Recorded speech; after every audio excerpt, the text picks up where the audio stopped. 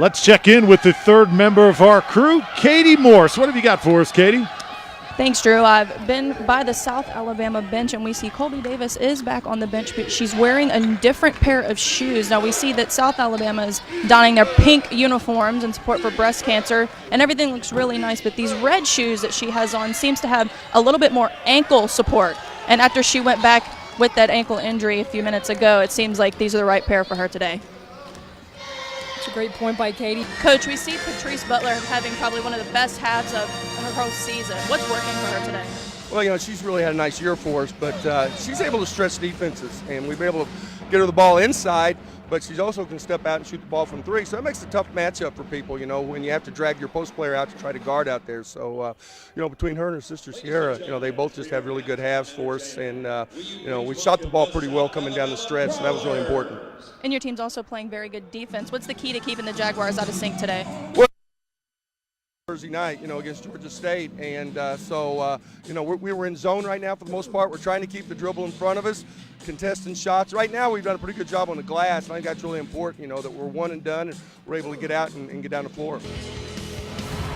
Well, South Alabama winning the Sun Belt Conference softball tournament a year ago. Great visions there, and a big win over Louisiana Lafayette. Georgia Southern leads South Alabama right now 31-23 at the half. Drew Felios joined now by some softball pedigree, Kati Morse from the Sun Belt office. And Kati, great to have you. Softball season is finally here in the Sun Belt Conference. They are pretty solid as always from top to bottom. I am so excited about softball season because the Sun Belt is probably one of the most competitive softball conferences in the country, and there's a lot of big names coming out of this conference, and it's a lot more competitive than people think it is. They see, UL Lafayette because of all their postseason success, but South Alabama beat them in the tournament, and they were the champions, and there's teams that really compete in this conference. So now we have 2016 as conference play is going to heat up here in about a month. What players individually are you most excited to see? Well, I'm going to be a little biased because I was a pitcher. I got to root for the pitchers a little bit, but there are some underclassmen that really lead this conference in the circle. Randy Rupp, who's the preseason pitcher of the year, she was a freshman last year, and she led the conference in strikeouts. It's huge.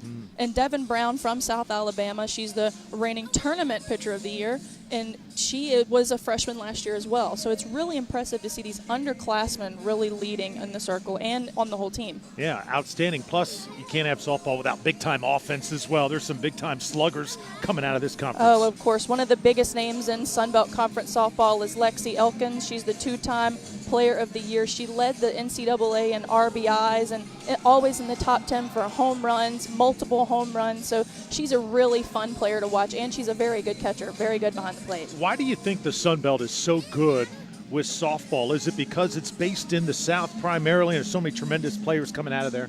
This is a prime recruiting area for some of the best softball in the country. Texas, Louisiana, Florida, that's the places where players, really develop at young ages, and this is prime time for recruiting, and the Sun Belt is right in the middle of it. All right, let's take a look at the early preseason poll, how we're sizing up the conference. Right now you got ULL, 8 first-place votes, South Alabama right behind them. Size it up for us right now, Kati, top to bottom. Do you agree with what you see? I had to agree with what I see. UL Lafayette, of course, they're the regular season champions. They are very successful in the postseason. And South Alabama is the reigning tournament champions, but you see Georgia State and Texas State there at 3rd and 4th. Georgia State went to the tournament last year and made a really nice run.